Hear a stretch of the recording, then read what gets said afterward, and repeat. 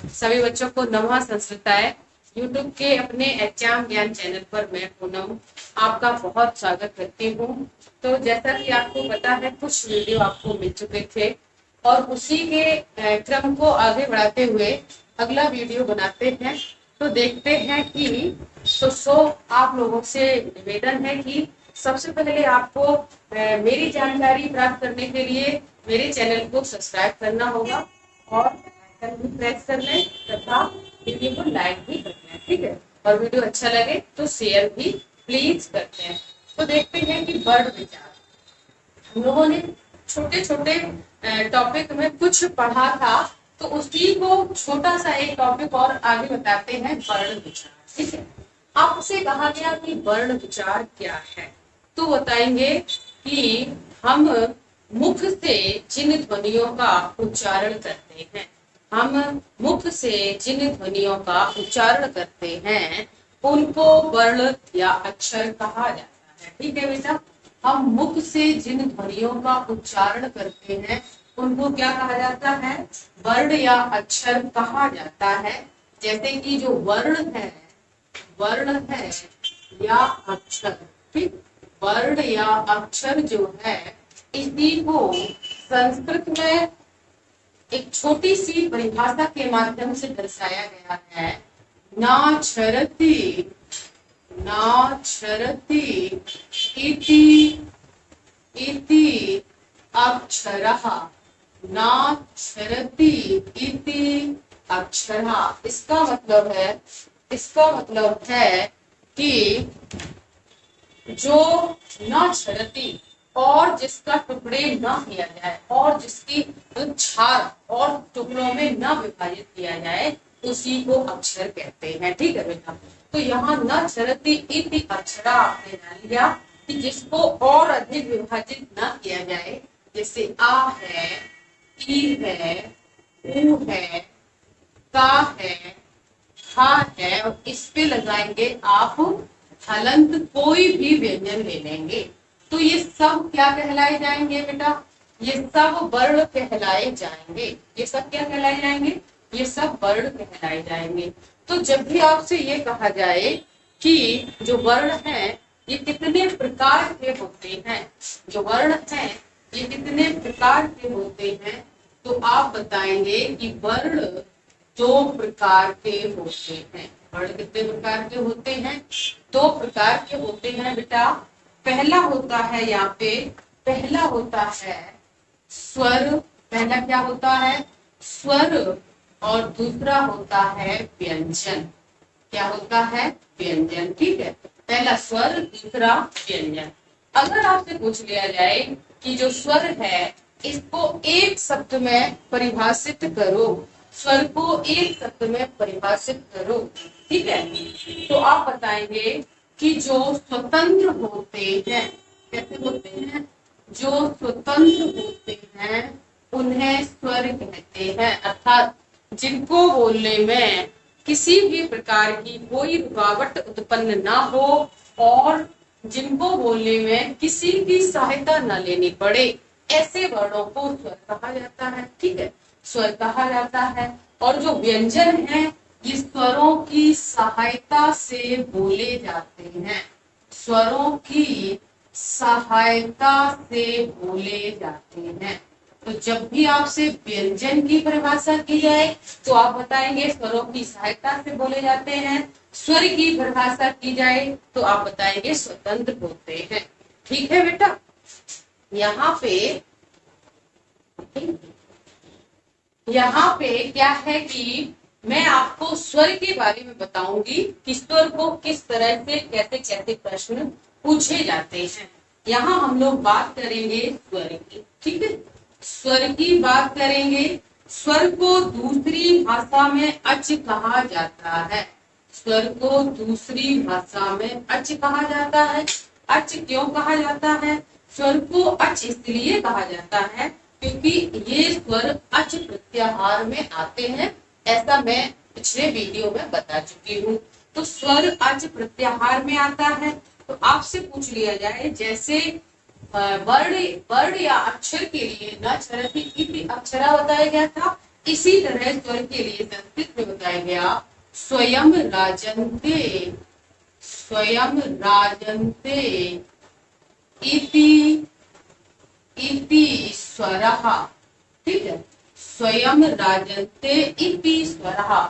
इसका मतलब यही है कि जो जिसको बोलने में किसी की सहायता न लेनी पड़े, जिसके बोलने में कोई विकार न उत्पन्न हो, वही तो स्वर है। इसीलिए तो यहाँ स्वतंत्र लिख दिया था। ठीक है बेटा, तो इतना आपको समझ में आ गया होगा। तो यहाँ आपसे अगर पूछा जाए कि जो अच है या कहा जाए आपसे जो स्वर है वो संस्कृत में कितने होते हैं, तो माहेश्वर सूत्र की बात करें तो माहेश्वर सूत्र में स्वर की संख्या 9 होती है। माहेश्वर सूत्र में स्वर की संख्या 9 होती है। अर्थ स्वर कितने होते हैं? 9 होते हैं। कितने होते हैं? 9 होते हैं। लेकिन बात अगर 9 अक्षर में ना हो और पूछ ले कि संस्कृत में कुल स्वर कितने होते हैं, संस्कृत में कुल स्वर कितने होते हैं, ठीक है बेटा, यहाँ आपको दिखाई दे रहा होगा, तब आपका आंसर आएगा कि संस्कृत में कुल स्वर 13 होते हैं। कितने होते हैं? 13 होते हैं।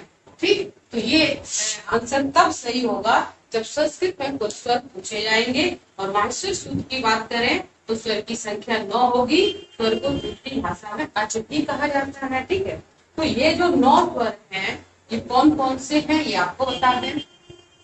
पहले तो 9 स्वर हैं और ये माहेश्वर सूत्र के 4 सूत्रों में आते हैं। कितने सूत्रों में आते हैं? 4 सूत्रों में आते हैं। इधर देखते हैं, आ ई उ ऋषि लिरि ए ऐ ओ औ। ये 9 स्वर माहेश्वर सूत्र में आपको दिखाई देंगे। माहेश्वर सूत्र के ये 9 स्वर हैं, 1 2 3 4 5 6 7 8 9। ठीक है, तो इस तरह आपने देख लिया कि ये 9 स्वर माहेश्वर सूत्र में हमें दिखाई देते हैं। और माहेश्वर सूत्र में स्वर की संख्या पूछे तो 9 बताएंगे। ये सभी 9 स्वर होता है। ठीक है, अब हम लोग जानेंगे कि जो स्वर हैं ये कितने प्रकार के होते हैं। स्वर हैं ये कितने प्रकार के होते हैं। ठीक है, तो यहाँ पे हम आगे यही देखते हैं कि स्वर कितने प्रकार के होते हैं। तो देखेंगे कि स्वर कितने प्रकार के होते हैं। तो यहाँ आगे बताएंगे आपको कि स्वर कितने प्रकार के होते हैं। हम लोग वर्ण विचार में स्वर पढ़ रहे हैं। ठीक है, वर्ण विचार में स्वर पढ़ रहे हैं। तो जो स्वर स्वर 3 प्रकार के होते हैं। ठीक है, स्वर 3 प्रकार के होते हैं। पहला होता है ह्रस्व स्वर, ठीक है। दूसरा होता है, यही दे रहे, दूसरा होता है दीर्घ स्वर और तीसरा होता है प्लुत स्वर। क्या होता है? प्लुत स्वर। ये स्वर के भेद है बेटा, ये किसके भेद है? स्वर के भेद है। ठीक है, यहाँ आपको बता दें कि जो ह्रस्व स्वर है इन्हीं को एक मात्रिक स्वर भी कहा जाता है। इन्हीं को एक मात्रिक भी कहा जाता है। इन्हीं को लघु स्वर भी कहा जाता है। इन्हीं को मूल स्वर भी कहा जाता है। तो अगर आपसे पूछा जाए कि ह्रस्व कितने स्वर होते हैं, एक मात्रिक कितने होते हैं, लघु कितने होते हैं, मूल कितने होते हैं, तो आपका एक ही आंसर होता कि इनकी संख्या 5 होती है।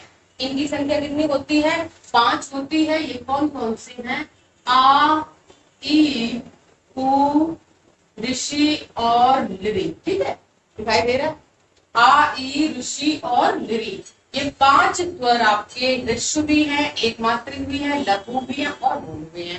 कोई भी आंसर है इनमें से ये स्वर कैसे हैं तो कोई भी आंसर हो सकता है। ठीक है, दीर्घ स्वर को द्विमात्रिक स्वर कहते हैं। दीर्घ स्वर को द्विमात्रिक स्वर कहते हैं या गुरु स्वर कहते हैं। ठीक है, दीर्घ को द्विमात्रिक या गुरु कहते हैं। तो इनकी संख्या कितनी होती है? इनकी संख्या आप लिखेंगे, पहले आप लिख ले कौन कौन सी है, तो उसके बाद संख्या लिख लेंगे। बड़ा होता है बड़ी ई, बड़ा ऊ, बड़ा ऋषि, ए ऐ, उधर दिख रहा है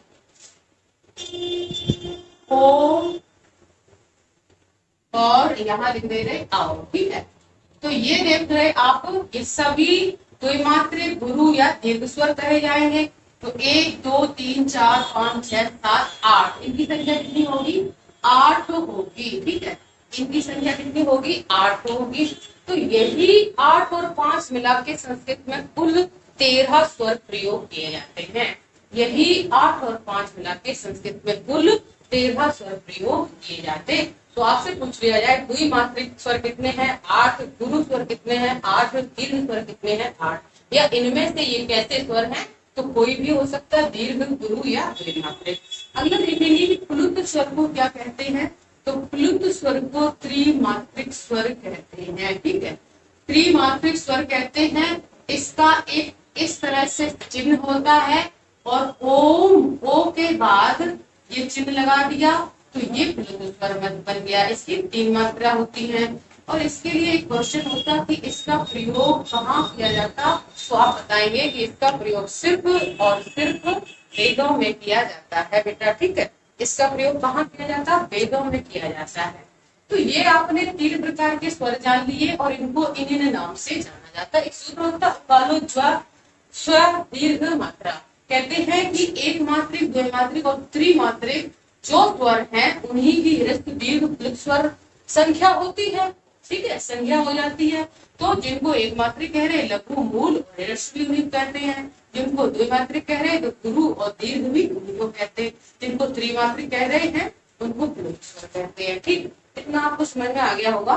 तो यहाँ हम सरल तरीके से बता दें, अगर आपसे क्वेश्चन पूछा जाए कि किस स्वर का दीर्घ नहीं होता है, किस स्वर का दीर्घ नहीं होता है। ठीक है, आपने यहाँ देखकर इसलिए ये क्वेश्चन बता रहे हैं क्योंकि आपको क्लियर हो जाएगा कि हमने आ का बड़ा बनाया, ई की बड़ी ई, ऊ का बड़ा ऊ, ऋषि का बड़ा री। लिरी का कोई बड़ा लिरी नहीं बनाया है बेटा। ठीक है बेटा, तो लिरी का कोई बड़ा लिरी नहीं बनाया है। तो आपका आंसर होगा कि र का कोई दीर्घ नहीं होता है। किन स्वर का ह्रस्व नहीं होता है? किन स्वर का ह्रस्व नहीं होता है? ठीक है, तो आप बताएंगे, देख रहे हैं आप कि इसका भी छोटा बना, इसका भी छोटा बना, इसका भी छोटा, इसका भी छोटा। इन 4 के कोई छोटे अक्षर नहीं बने, ये अपने आप में हमेशा बड़े होते हैं। ये दीर्घ होते हैं। ठीक है, तो इसमें 4 आ जाएंगे, ए, ऐ, ओ और आओ। ठीक, तो यहाँ आपने छोटे से वीडियो में इतनी जानकारी ले ली कि इसका दीर्घ नहीं होता, इसका ह्रस्व नहीं होता है। अब आपसे कहा जाए कि जो आ, ई और ऊ है और क्या है, आ, ई, ऊ तथा ऋषि, इन सब के 18 भेद होते। क्वेश्चन समझना, आ के कितने रूप होते बताएंगे 18, ई के कितने रूप होते बताएंगे 18, ऊ के कितने रूप होते बताएंगे 18, ऋषि के कितने रूप होते बताएंगे 18। ठीक, तो फिर ये इतने बच गए, इनके कितने रूप होते अर्थात लरा, ए, ऐ और ओ और आओ। ठीक, इनके अगर पूछे जाए तो इनके आप 12 रूप बताएंगे। लरा 12 प्रकार का होता, ए 12 प्रकार का होता, ऐ 12 प्रकार का, औ 12 प्रकार का। इस तरह से ये पांचों 12 प्रकार के होते हैं। 4 आपके 18 प्रकार के होते हैं। यही 9 आपके मात्स्वर सूत्र में प्रयोग किए जाते हैं। तो यहाँ आगे बताएंगे कि 18 प्रकार के कैसे होते हैं। ठीक, तो हमने दीर्घ भी बता दिया, ये भी बता दिया और ये भी बता दिया। तो यहाँ हम बहुत छोटे वीडियो में आपको पढ़ा रहे हैं, आगे इसका और आगे विस्तृत रूप पढ़ाएंगे। तो आज के लिए इतना ही। यदि आपको चैनल मतलब मेरा वीडियो अच्छा लगा है तो प्लीज वीडियो को लाइक कर ले और शेयर करते हैं। ठीक है, तो आज के लिए इतना ही। सभी बच्चों को धन्यवाद। सभी बच्चों को जय हिंद, जय भारत, वंदे मातरम, नमः संस्कृत।